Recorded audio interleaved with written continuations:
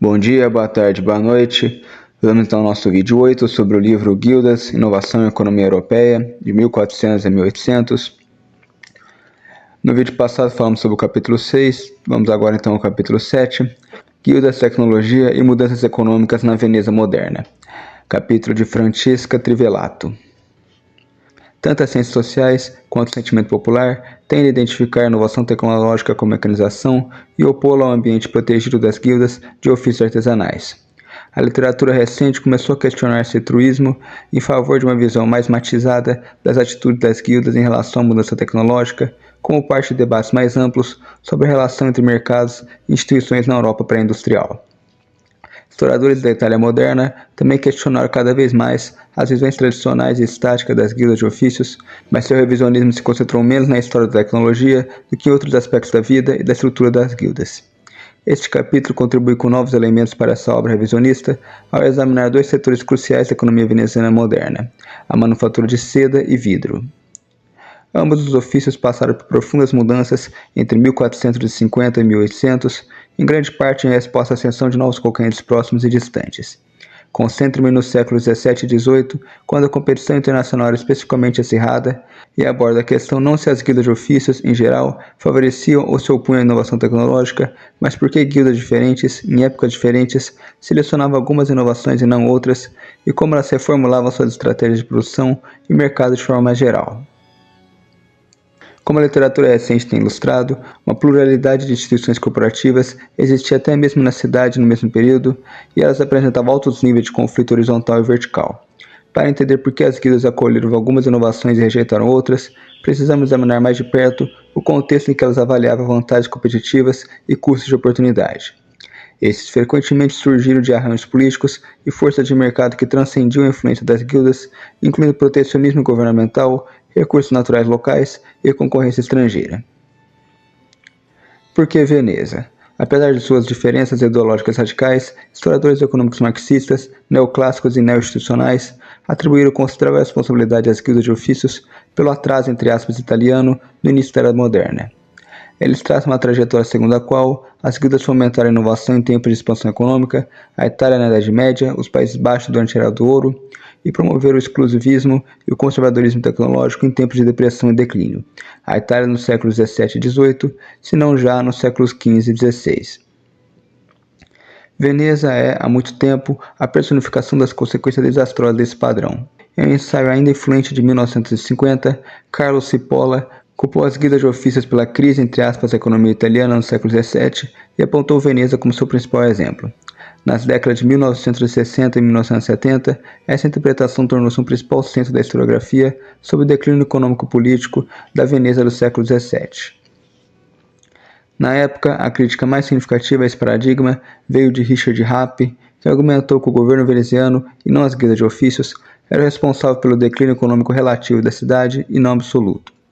Nas décadas de 1980 e 1990, a atenção se voltou para as relações entre a manufatura urbana e rural. Ficou claro que a produção têxtil, por exemplo, não foi simplesmente transferida para o campo como resultado dos altos custos de produção causados pelas guildas urbanas, mas que os distritos proto-industriais que surgiram em várias partes do continente vêneto, especialmente depois de 1670, dependiam de uma divisão de trabalho altamente complexa entre a cidade e o campo.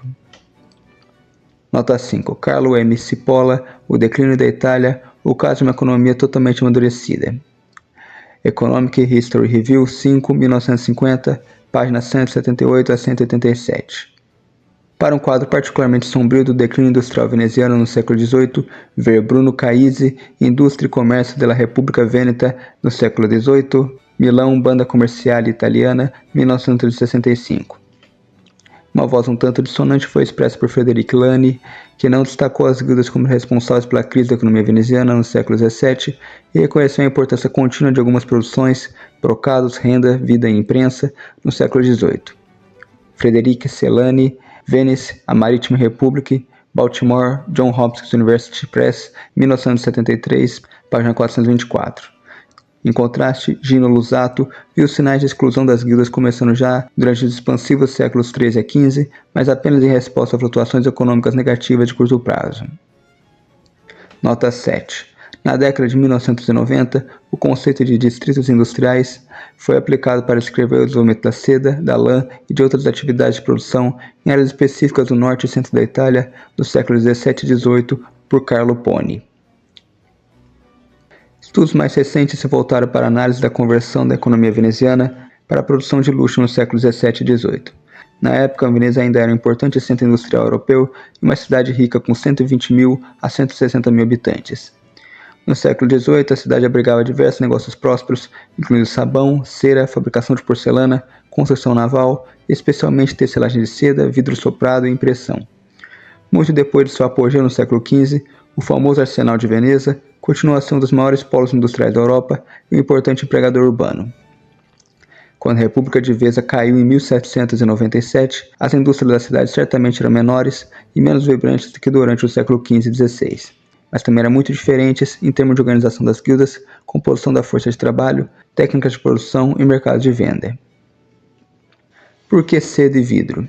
A fabricação de tecido de seda é geralmente vista como uma exceção ao declínio generalizado das indústrias italianas e da indústria da lã em particular no século XVII. Os produtores italianos responderam à crescente concorrência dos tecidos de lã holandeses e ingleses, transferindo seus investimentos para bens de luxo, em particular a seda. Em 1660, após uma depressão na primeira metade do século, a produção de tecido de seda igualou e até superou a de um século antes.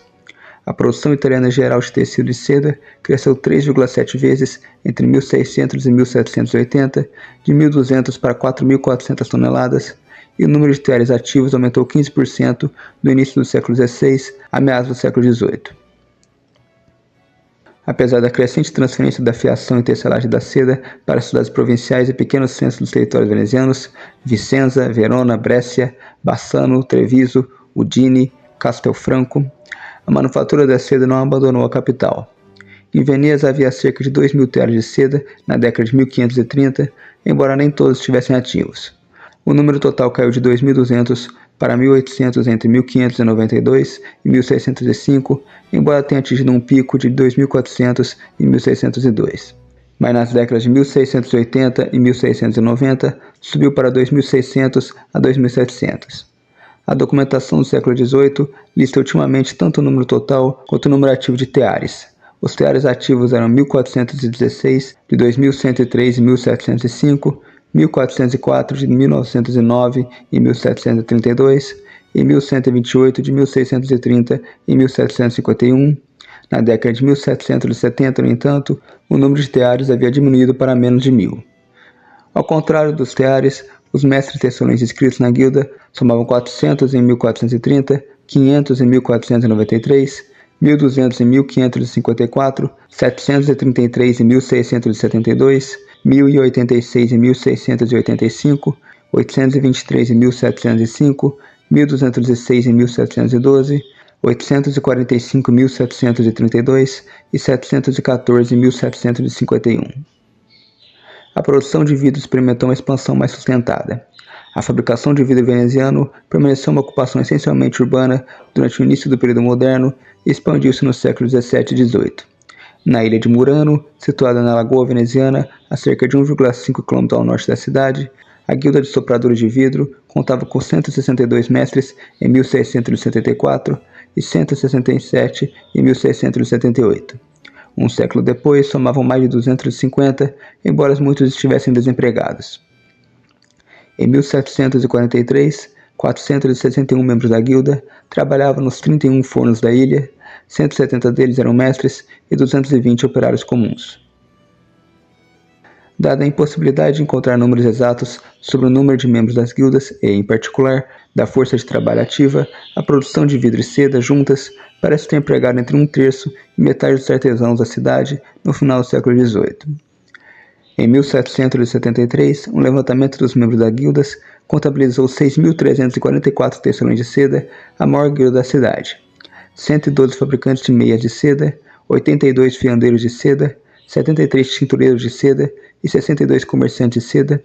No total, as guildas de vidreiros e varejistas de vidro, sopradores de vidros, fabricantes de espelho, fabricantes de contas, vitrinistas e varejistas de vidro incluíam 1.766 membros. Com 8.439 membros, as guildas de setores de seda e vidro representavam quase 30% da força de trabalho corporativa da cidade, de 28.427 indivíduos. Claramente, argumentar, como muitos fizeram, que a produção de seda e vidro veneziana no início da Era Moderna estava em declínio, não conta toda a história. O declínio da tecelagem de seda veneziana ocorreu apenas na década de 1770. A vidraria veneziana havia começado a mudar seu foco principal de cristais soprados para contas e pequenos espelhos um século antes e seguiu essa tendência, crescendo em tamanho geral e, em certa medida, em produtividade. O processo de mudança em ambos os setores, em grande parte impulsionado pela concorrência internacional e novos padrões de consumo, foi principalmente evolutivo, mas também testemunhou algumas reviravoltas bruscas. As indústrias da cera e do vidro apresentavam diversas semelhanças importantes e também algumas diferenças significativas, fato que as torna um estudo de caso interessante para nossos propósitos. Itens de seda e vidro eram, em grande parte, bens de luxo voltados para a exportação, e ambos os ofícios eram controlados por antigas guildas de artesãos de grande relevância para o Estado e a sociedade veneziana. Ambas as indústrias passaram por mudanças significativas em sua composição de mão de obra e técnicas de produção, mas as especificidades de cada uma criaram condições diferentes para a mudança tecnológica. O capital humano era comparativamente mais importante na fabricação de vidro, especialmente nas primeiras fases de produção, realizada nos fornos de Murano, do que na tecelagem de seda. A longo prazo, os tecelões de seda eram os menos protegidos e os sopradores de vidro os mais protegidos entre a força de trabalho da cidade. Historiadores econômicos frequentemente acusam as guildas de ofícios de 3 pecados capitais: relutância em reduzir os padrões de qualidade de seus produtos acabados, incapacidade de cortar custos de mão de obra e uma tendência geral a impor procedimentos técnicos rigorosos, mesmo quando esses se tornaram obsoletos. Padrões de demanda e mercados globais.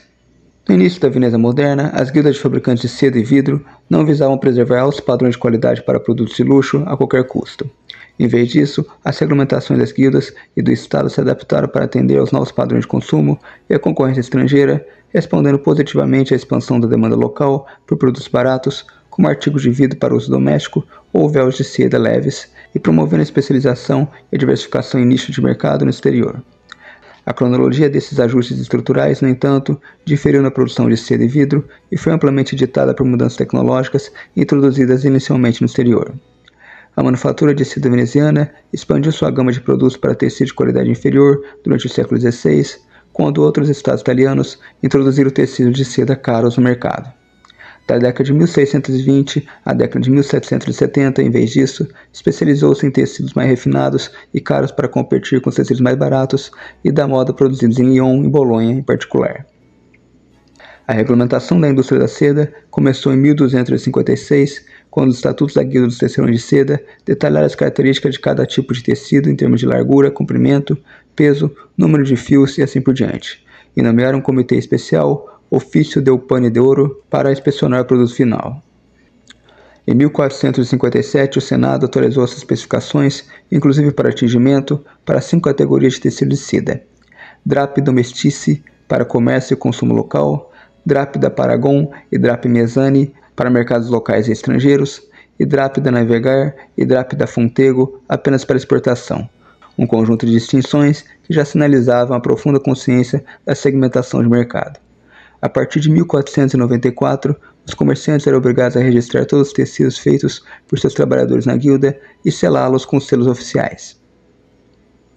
A partir do século XV, tanto os comerciantes produtores quanto os tecelões de seda passaram a preferir a redução da qualidade e a ampliação da variedade de produtos. As autoridades estatais acabaram sancionando a inovação de produtos como uma resposta racional às mudanças na demanda. Em 1528, por exemplo, após alguma relutância, a Junta Comercial aprovou o pedido de legalização da fabricação de véus de seda baratos e pequenos, que eram mais estreitos e utilizavam matérias-primas mais baratas do que permitido por lei. Nota 28. As características específicas de cada tecido foram legisladas em 1612, 1666, 1700, 1744 e 1756. Ver Marcello della Valentina, Seta Corporazioni e Qualidade della Produzione a Venezia nel Settecento, em Livio Antonelli, Carlo Capra e Mario Infelizi.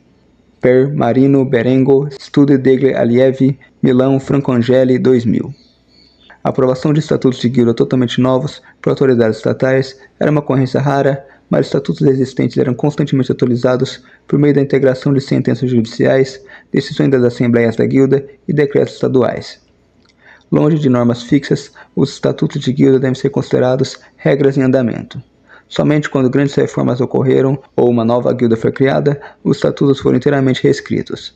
Assim, os estatutos dos tecelões de seda venezianos foram codificados apenas em 1265, 1488 e 1754, e os dos sopradores de vidro de Murano em 1271, 1441 e 1766. Nota 29.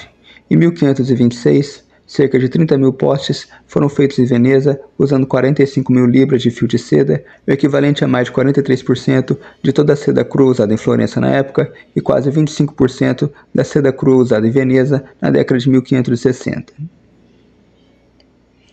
Na segunda metade do século XVI, a produção de tecidos mistos de seda e algodão, mais baratos e de menor qualidade, expandia-se substancialmente, em conjunto com uma transição de mercado dominado pela qualidade para um mercado cada vez mais aberto a produtos mais baratos. Flexibilizações dos padrões de qualidade incluiu a permissão para o uso de fio de trama para fazer drape mezzane e, em 1562, para o uso de fios de seda residual nos brocados baratos, brocatelli, que se tornaram muito populares posteriormente. Os venezianos também foram rápidos em expandir a paleta de cores. A cochonilha mexicana chegou à Europa no início da década de 1540 e foi adotada em Veneza já em 1543, com apoio entusiástico da Guilda dos Tintureiros.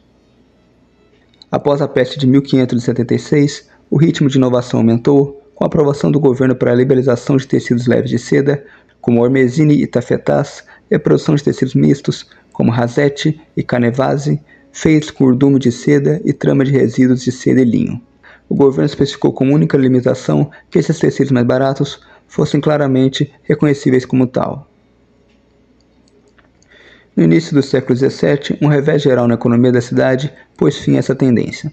A produção dos populares ormesine e basse foi quase descontinuada e a produção geral de seda declinou. Os produtores reagiram à crise, mudando para tessute aurocerize de alta qualidade, cuja produção cresceu de 25.600 metros em 1620 para 76.700 metros no final do século. Veneza passou a investir na faixa superior de seus tecidos de seda, embora a mudança na qualidade não tenha sido incremental. Por exemplo, após 1554, os mestres, que podiam ter no máximo 6 teares em casa, foram autorizados a manter 2 deles, chamados telai de grazia, para tecer tecidos que pudessem vender por conta própria, desde que usasse apenas seda crua própria e não a seda adiantada a eles por comerciantes produtores. Membros da família, incluindo mulheres, foram autorizados a trabalhar nesses 2 teares. A maioria dos telai de grazia produzia imitações baratas de tecido de damasco, com menos fios de seda e ouro, que eram vendidos no mercado interno. Assim, na década de 1760, lavoura em ópera e tessute aurocerice, com designs coloridos e caros, representavam de 65% a 70% de toda a produção veneziana de tecido de seda. No entanto, uma década depois, a proporção se inverteu e lavoura ala piana, mais barato e simples, passou a representar 75% da produção da cidade, uma reviravolta drástica ditada pela guerra russo-otomana no Mediterrâneo Oriental e pela crescente concorrência dos tecidos de seda asiáticos, que marcou o declínio definitivo da produção de seda veneziana. Nota 31. Na década de 1580, no entanto, a mesma guilda se opôs a uma inovação de tintura preta, Goro, argumentando que ela favorecia os comerciantes em vez dos consumidores, mas as autoridades governamentais, persuadidas pela guilda dos fabricantes de malhas, interviram para evitar a perda de novas técnicas lucrativas. Nota 34. Em 1681, o cônsul francês estimou que 3.000 trabalhadores eram empregados na confecção de tessute aurocerice, enquanto uma pesquisa governamental em 1685 contabilizou 1.086 mestres tecelões de seda, 463 jornaleiros e 2.626 teares. Nota 35. Em 1766, apenas 107 dos 238 telai de grazia teciam artigos de luxo. De 1422, quando esse sistema surgiu, a 1554, os mestres tecelões foram autorizados a ter apenas um tear à disposição. Em 1780, Das 1.670 toneladas de cinzas sicilianas compradas pela guilda de Murano, apenas 190 foram usadas para fazer cristal, 715 para fazer vidraças e placas de espelho e até 765 para fazer conta de vidro e esmalte. Além disso, a maioria das placas de espelho era pequena, incluindo um tipo popular de espelho que media 25 por 19 centímetros e era amplamente vendido no Levante e no norte da África. Reformadores, viajantes e diplomatas da época ficaram impressionados com o sucesso das contas de vidro venezianas, especialmente nos mercados coloniais. A fabricação de conta de vidro foi introduzida na Áustria, Inglaterra, França e Portugal, e os estados europeus competiam intensamente nesse setor. No entanto, apenas Veneza e Amsterdã produziam contas de vidro em quantidades substanciais, e Veneza abastecia as potências coloniais europeias, especialmente Inglaterra e Portugal, com mercadorias que adquiriam enorme valor no exterior. Na África, contas de vidro eram trocadas por ouro, marfim, outros bens preciosos e até mesmo escravos, enquanto na América do Norte eram trocadas por peles de castor. A Royal African Company e a Hudson Bay Company estavam entre as principais comerciantes de conta de vidro. Esta última chegou a ser apelidada de Hudson Bay Bridge por seu hábito de listar os preços da pele de castor e maços de miçangas. Nota 39. Depois de viajar para Murano em 1728, Montesquieu observou: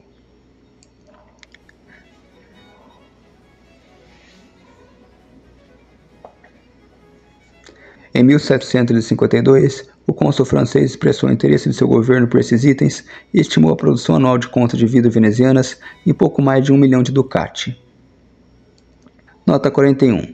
Ao custo de cerca de 38 ducados por 100 libras venezianas, 1.543 ducados de conteri eram necessários para comprar 612 escravos. Um homem negro era avaliado em 2,5 ducados, numa época que um mestre vidreiro de Murano, desempregado, recebia uma esmola de 70 ducados por ano. Formação e composição da mão de obra.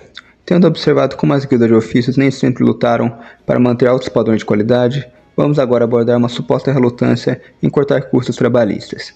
No entanto, da escassez de dados disponíveis sobre salários ao longo do tempo dos setores, precisamos abordar essa questão indiretamente, examinando as mudanças nas relações de trabalho dentro e ao redor das guildas de ofícios. A transferência de habilidades e conhecimento prático era uma função primária das guildas medievais e do início da Era Moderna, e o aprendizado era o principal meio pelo qual essa função era cumprida. Em Veneza, as guildas geralmente incluíam 3 tipos quase exclusivamente masculinos: aprendizes, jornaleiros e mestres. A idade inicial dos aprendizes, a duração dos 2 primeiros estágios da carreira de um artesão e os ritos de passagem de um estágio para o outro variavam de guilda para guilda. As regras de aprendizado foram radicalmente modificadas por inúmeras guildas na década de 1670 em resposta a uma grave crise econômica e a crescente concorrência estrangeira. Em 1673, os tecelões de cera estenderam o aprendizado de 5 para 7 anos e o de jornaleiro de 5 para 6 anos. 5 anos depois, limitaram o número de aprendizes que o mestre poderia empregar para 1 ou 2, dependendo do tipo de tecido que produzisse. A crescente concorrência internacional foi invocada para justificar essas medidas e o Senado as aprovou para apaziguar os mestres de guilda. Entre 1672 e 1675, as 3 guildas que controlavam a segunda fase da fabricação de contas e espelhos apresentaram casos semelhantes e proibiram todos os novos aprendizados por 10 anos. Em 1710, os tecelões de seda aboliram todas as restrições de aprendizagem, mas nessa época, as práticas da guilda haviam sido transformadas para favorecer a admissão dos filhos dos mestres.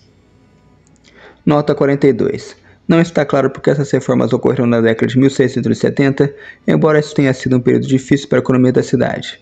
Pode ter sido também uma reação à suspensão de todos os requisitos de residência para aprendizes de guilda após a peste de 1630 e 31. Nota 43. Della Valentina, Operai, Mesade Mercante, páginas 114 e 115. Em 1755, a duração do aprendizado voltou a ser de 5 anos. Nota 48. A grande maioria dos tecelões de seda trabalhava por salários. Tarifas salariais foram elaboradas em 1696, 1707 e 1722, mas os comerciantes de seda venezianos se recusaram a aplicá-las, alegando que a infinita variedade de tecidos e as diferenças na produtividade individual tornavam impossível a padronização salarial. A guilda de tecelões de seda, portanto, falhou em proteger o salário de seus membros. Em 1781, o salário dos tecelões de seda venezianos era iguais, se não inferiores, aos pagos em Pádua e Vicenza, essa última era um centro particularmente competitivo de produção de seda na época. Della Valentina, Operai, Mesade Mercante, página 94 a 108. Os níveis salariais e a produtividade individual estavam fortemente correlacionados nos fornos de vidro de Murano do século XVII. Uma divisão de trabalho por gênero sempre existiu na indústria da cera veneziana. Nos séculos XIV e XV, as mulheres trabalhavam como bobinadeiras e urdideiras, e algumas também se dedicavam à tecelagem de seda, embora principalmente dentro da casa do mestre masculino. Nota 49. Broglio di Ajano, La Industria, página 228 a 230.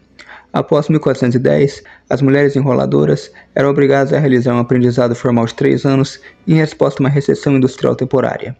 Nas décadas anteriores, cerca de 200 mulheres trabalhavam como enroladoras em Veneza sem contrato de aprendizagem. Nota 50. Essa divisão do trabalho era plenamente reconhecida e um sistema que permitia que mulheres analfabetas mantivessem contas com comerciantes produtores foi legalizado em 1420. No século XVIII, o governo veneziano reconheceu cada vez mais a expansão de fato da participação feminina na tecelagem de seda, fora dos contratos formais de aprendizagem. Inicialmente, abriu algumas exceções às restrições das guildas ao trabalho feminino. Em 1754, uma reforma geral da Guilda Veneziana dos Tecelões de Seda admitiu mulheres como membros da guilda e até permitiu que se tornassem mestras e operassem sua própria oficina. 20 anos após a admissão de mulheres na guilda, apenas 10% das oficinas de tecelagem de seda venezianas eram operadas por mulheres e a maioria tinha apenas 1 ou 2 teares, em vez do limite máximo de 6. Nota 52. Uma exceção de curta duração a esse padrão foi a Guilda das Meias de Seda, criada em 1683, que proibiu as mulheres de trabalhar no tear apenas em 1704. Nota 53. As mulheres foram banidas do tear de seda a partir de 1482. Em 1688 a 1689, o Senado concordou e permitiu que 50 mulheres trabalhassem no tear, contra a opinião da Guilda dos Tecelões de Seda. O Console de Mercante proibiu essa prática, sem sucesso, em 1710, 1718 e 1728, e mais 23 mulheres foram oficialmente admitidas para trabalhar no tear. Na Bolonha do século XVIII, as mulheres dominavam a fabricação manual, em oposição à mecânica, como enrolamento e a torção da seda. Nos fornos de vidro de Murano, a mão de obra altamente qualificada era crucial e a guilda dos sopradores de vidros, consequentemente, exercia um controle rigoroso sobre o treinamento. Contudo, também ali, especialmente após a peste de 1630 a 1631, observamos um crescente atrito entre a hierarquia cooperativa e sua base de recrutamento. Vários imigrantes de Friuli, na parte oriental do estado territorial veneziano, foram contratados como trabalhadores semi-qualificados nos fornos de Murano e alguns ascenderam na escala socioeconômica. Ao mesmo tempo, a partir de 1660, os comerciantes produtores foram forçados a pagar um subsídio anual aos mestres sopradores de vidro desempregados. Em 1743, 16 dos 99 trabalhadores dos fornos de Murano foram oficialmente listados como trabalhadores como mestres e 202 trabalhadores, operai, não tinham qualificações especificadas. Nota 58. Em meados do século XVI, em Gênova, o salário de um tecelão representava 67% do custo total de mão de obra, mas o salário de uma bobinadeira representava apenas 12%. A Florença do século XVII foi excepcional, pois as mulheres dominavam todas as fases da produção de seda, representando 84% da força de trabalho da cidade no setor entre 1662 e 1663. Embora os salários por peça não diferissem entre homens e mulheres, as mulheres teciam tecidos mais baratos e grosseiros e, portanto, recebiam, em média, salários menores. Nota 61. A Guilda de Murano foi excluída do decreto de 1631, mas trabalhadores não nativos foram admitidos como auxiliares em empregos que não exigiam sopro de vidro. A crescente erosão das carreiras artesanais foi muito mais evidente nas fases secundárias da fabricação de contas e espelhos. Durante o século XVII, imigrantes pobres do Friuli se especializaram cada vez mais na fabricação de pequenos espelhos e o emprego feminino na fabricação de contas se expandiu. Esses dois grupos tornaram-se essenciais no desenvolvimento de um sistema urbano de produção que sustentou o crescimento das indústrias voltadas para a exportação. Jovens friulanos estavam bem representados entre os aprendizes e fabricantes de espelhos no século XVII. No entanto, em 1675, como vimos, essa guilda bloqueou a admissão de novos aprendizes. Quando a decisão foi renovada por 4 anos em 1681, veio acompanhada de um pedido para controlar a qualidade dos espelhos de forma mais rigorosa, sugerindo que empregar imigrantes friulanos havia permitido cortes nos custos de mão de obra em detrimento da qualidade. 75 anos depois, no entanto, o monopólio de fato dos menores espelhos foi concedido aos trabalhadores friulanos, conferindo-lhes uma identidade corporativa de segunda categoria. Apesar dessa regulamentação, ações judiciais civis indicam que os imigrantes recebiam salários muito baixos. As mulheres da fabricação de conta de vidro operavam em grande parte à margem do sistema de guildas. Essa manufatura, embora uma especialidade veneziana desde a Idade Média, prosperou no século XVII em conexão com o comércio de escravos e o comércio colonial. No século XVIII, há evidência de um sistema de produção controlado por algumas mulheres que recebiam grandes comissões de comerciantes produtores, homens, e subcontratavam o trabalho para outras mulheres. Em sua maioria, porém, privadas de toda a proteção das guildas, em grau ainda maior do que os imigrantes do sexo masculino, as mulheres representavam uma reserva de mão de obra barata que diminuía e se expandia de acordo com as flutuações econômicas. Em 1752, o cônsul francês observou que cerca de 2.500 pessoas trabalhavam na indústria veneziana de conta de vidro, um número que excedia em muito o número de membros das guildas. Em 1779, a Guilda dos Fabricantes de Conta de Vidro reconheceu oficialmente a contratação de 1.400 mulheres para o enfiamento de contas. Conflito da guilda e inovação tecnológica. As alegações de que as guildas de artesanato foram avessas à mudança tecnológica geralmente as se apresentam como instituições homogêneas ou fazem uma distinção acentuada entre as guildas de comerciantes de artesanato, supondo que as guildas de comerciantes apenas incentivassem as inovações, especialmente as salvadoras de trabalho. De fato, a maioria das guildas de artesanato eram instituições altamente diversificadas e cheias de conflitos, e os produtores de comerciantes também falharam em inovar quando as condições estruturais tornaram a mudança tecnológica economicamente desvantajosa. As guildas dos tecelões de seda veneziana e dos sopradores de vidro foram estabelecidas na segunda metade do século XIII, em 1265 e 1271, respectivamente. A manufatura de seda veneziana medieval recebeu um impulso substancial após 1314, com a chegada de artesãos empreendedores fugindo da turbulência política em Lucca, que era então a líder europeia no setor.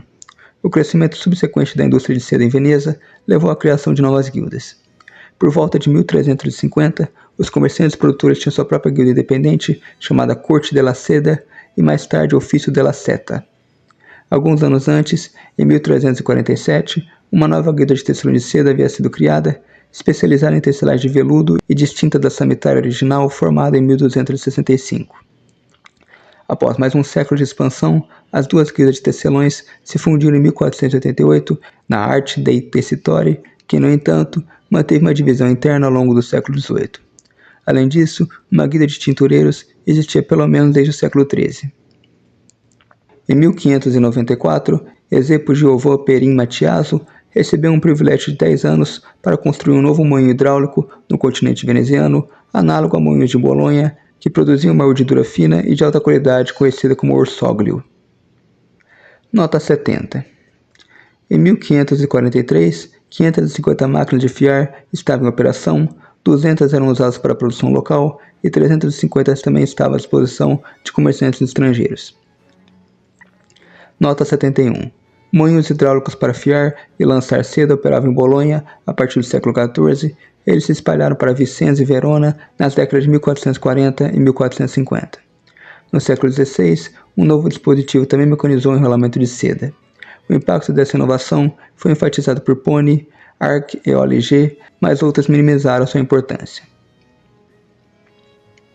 As relações inter- e intra-guildas também mudaram na indústria vidreira veneziana, dando origem a diferentes atitudes em relação à mudança tecnológica. Em 1291, o governo ordenou que todos os fornos de vidro fossem transferidos para Murano para evitar o risco de incêndio na cidade. Posteriormente, surgiu uma divisão geográfica do trabalho entre a ilha e o centro da cidade veneziana, que deu origem a uma especialização nitidamente hierárquica entre os ofícios. A inovação mais eficaz em termos de economia de mão de obra na história da vidreira europeia pré-industrial foi introduzida na França para a produção de grandes espelhos. Em 1665 e 66, Colbert atraiu alguns vidreiros de Murano para Paris e fundou a Manufacture Royale des Glaces de Miros, cujo objetivo era produzir espelhos em maior escala do que em Veneza. Nota 73. Os fabricantes de conta se separaram dos escultores de cristal para formar sua própria guilda em 1318. Sua guilda se dividiu em duas, os médiuns de miçangas e os médiuns de conta de lâmpada, após 1647. Uma guilda independente de médiuns de espelhos foi criada em 1570. A guilda dos fabricantes de janelas existiu pelo menos desde 1564. A guilda dos varejistas de vidros comuns, entre aspas, nunca muito influente, foi fundada em 1436 e abolida em 1768. Trivelato, Fundamenta, páginas 136 a 140. Em Murano, o método francês de fabricação de espelhos em chapa fundida só foi adotado em meados do século XIX. A julgar pela proporção de matéria-prima em relação ao número de folhas de vidro, a produtividade de Murano aumentou substancialmente após 1670. O conflito, seja dentro ou entre guildas, era uma característica básica do mundo corporativo. Na década de 1670, graças ao seu Telai de Grazia, um grupo de tecelões de seda controlava até 30% da produção da cidade em tecidos populuche. Em 1725, após prolongados conflitos entre tecelões de seda e comerciantes, estes últimos elevaram a barreira de entrada em sua guilda e, durante todo o século XVIII, os comerciantes de seda venezianos se opuseram a padrões de qualidades mais baixos que pudessem favorecer os tecelões independentes que operavam os Telai de Grazia. Nota 75. Em 1570, o governo veneziano rejeitou um dispositivo que visava reduzir drasticamente o número de trabalhadores empregados na bobinagem e dobragem de seda ou na fiação de outras fibras têxteis para proteger os empregos de mulheres não pertencentes às guildas. Nota 77. Entre 1725 e 1754, tornou-se necessário possuir uma oficina de seda em Veneza por pelo menos 10 anos e os estrangeiros tinham que pagar 200 ducados extras para ingressar na guilda de comerciantes de seda. Nota 78. Esse padrão de subcontratação continuou apesar de uma proibição oficial em 1705. Della Valentina, Operai, Mesade Mercante, página 92 a 94. Em 1762, os comerciantes turcos encomendaram damascos baratos que venderam por apenas 8 a 10 liras por braço, embora o preço mais baixo fosse de 16 a 17 liras. Sobre o conflito sobre padrões de qualidade entre tecelões de seda e comerciantes, ver Della Valentina, Seta Corporazione e Qualità. Conflitos entre guildas também afetaram o grau de aceitação da inovação tecnológica. Em 1712, o Senado concedeu uma patente a um tintureiro florentino, Cosimo Scatini, permitindo-lhe importar um novo corante preto para Veneza, numa época que os tecidos de seda preta estavam no auge da moda. Alguns comerciantes mais empreendedores tentaram acompanhar o ritmo da manufatura de seda leonesa, que devia sua supremacia tanto à atualização sazonal do design e da moda, quanto às melhorias contínuas dos teares.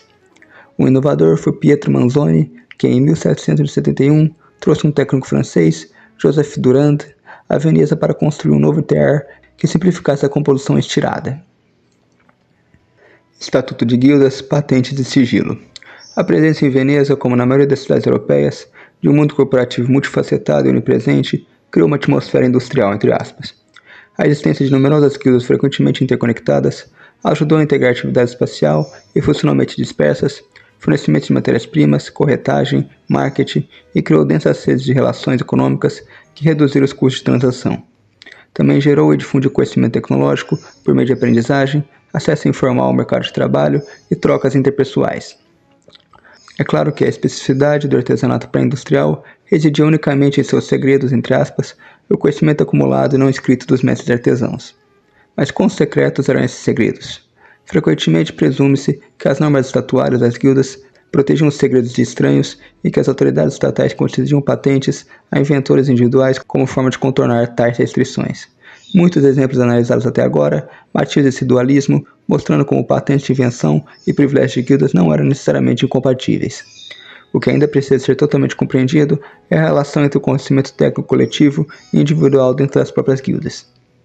Veneza foi o primeiro estado da Europa a aprovar uma lei, em 1474, que protegia os direitos materiais e intelectuais dos inventores e estabeleceu os antecedentes das patentes modernas, embora na ausência de uma autoridade supervisora internacional. Entre 1474 e 1788, o Senado veneziano emitiu pelo menos 1.904 patentes de invenção, das quais 104, 5,5%, diziam respeito a novos tipos de tecido de seda, e 63, 3,3%, a fábricas têxteis em geral, incluindo máquinas de fiar. Nota 86. Berveglieri, Inventor Stranieri, página 38. Berveglieri analisou todas as patentes emitidas apenas pelo Senado durante todo o período de 1474 a 1788. Outros magistrados venezianos, no entanto, também emitiram patentes de invenção independentemente.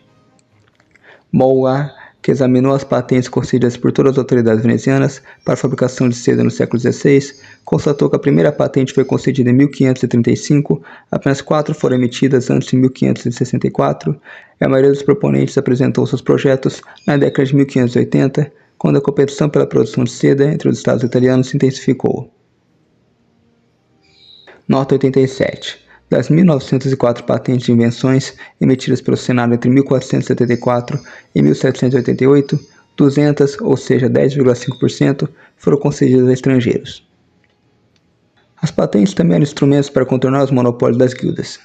Excluídos das guildas venezianas, estrangeiros, incluindo artesãos e empresários de outros estados italianos, bem como alemães, franceses, holandeses e ingleses, frequentemente as utilizavam com esse objetivo em mente. Em alguns casos, porém, o conhecimento patenteado foi apropriado pelas guildas. Em 1612, um empresário inglês importou para Veneza um novo tear para meias de seda, provavelmente inventado por William Lee em 1589. A indústria vidreira veneziana era mais protecionista do que a indústria da seda. Os segredos da fabricação de vidro de Murano eram considerados assuntos de Estado. Roubá-los, fosse por meio da exportação de habilidades ou de matérias-primas, era severamente punido. A questão aqui não é se as normas draconianas impediam ou não violações, frequentemente não a faziam, mas sim em que medida esses segredos, entre aspas, eram compartilhados pelos membros das guildas e quanta competição existia entre artesãos e produtores individuais em termos estritamente tecnológicos.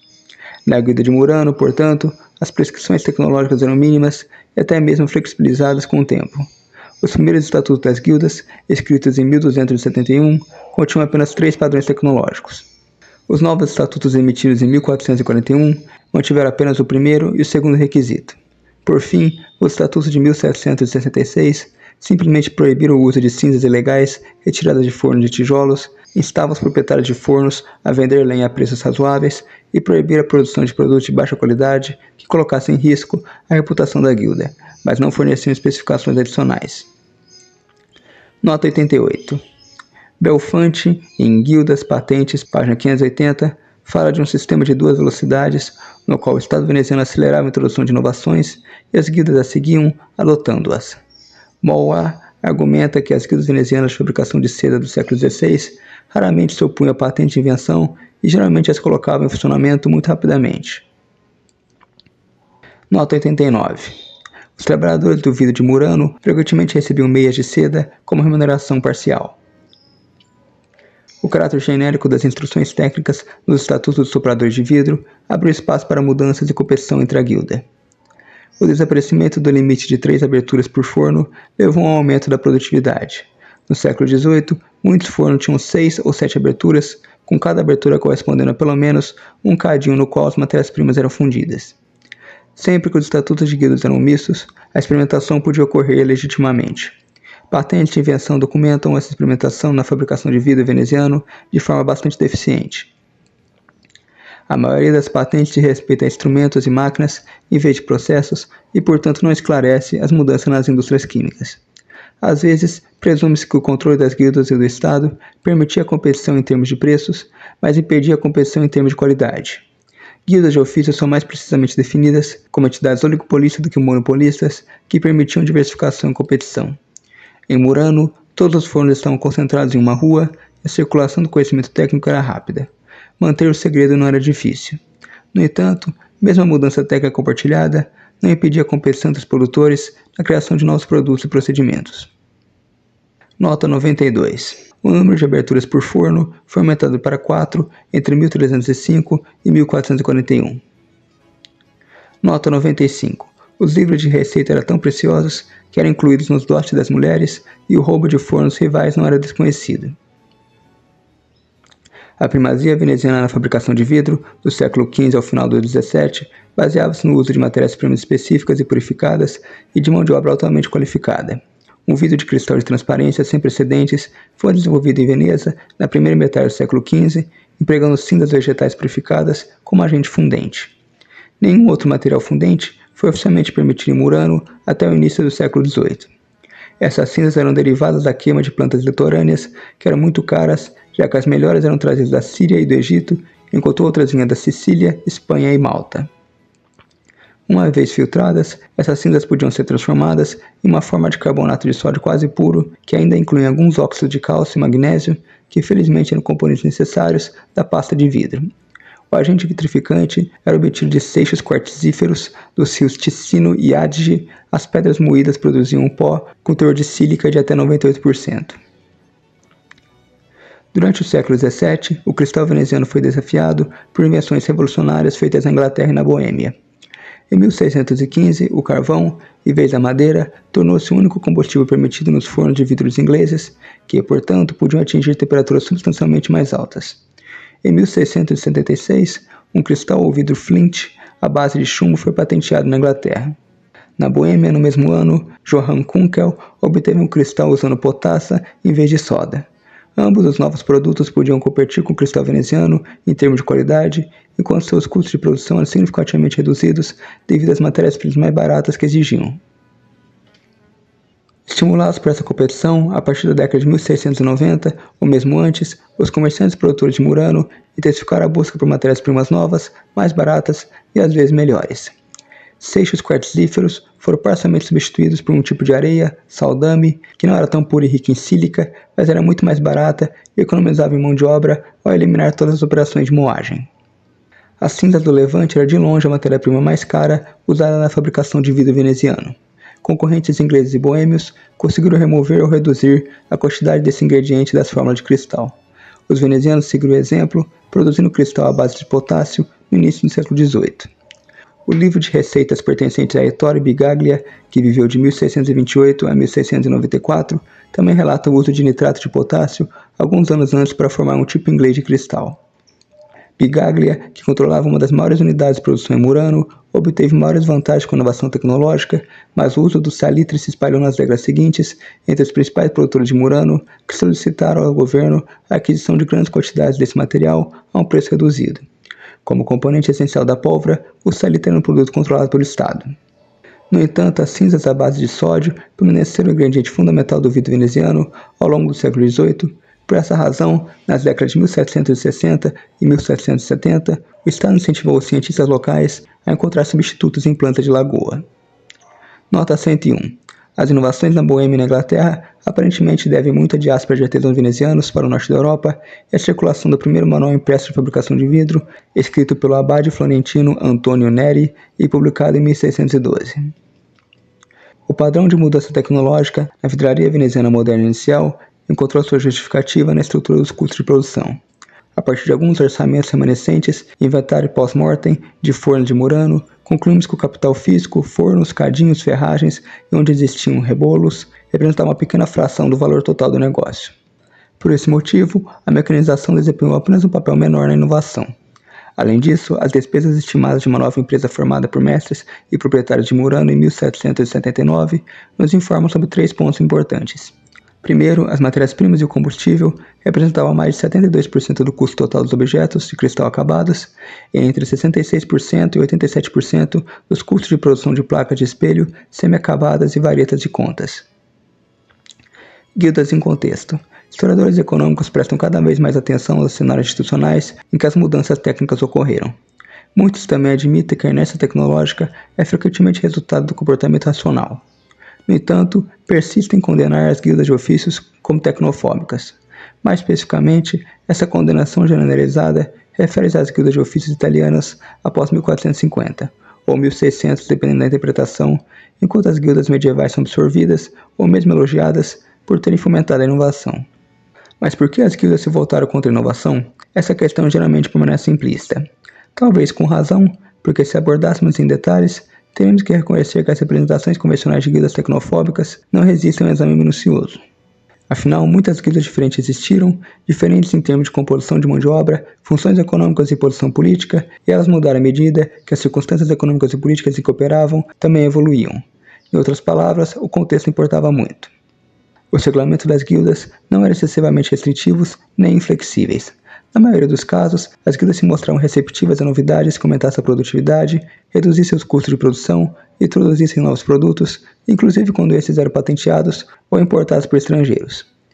Em 1644, Eusébio de Abaco tentou construir uma fábrica de seda hidráulica em Veneza, na esperança de operá-la aproveitando a energia das marés instáveis na lagoa.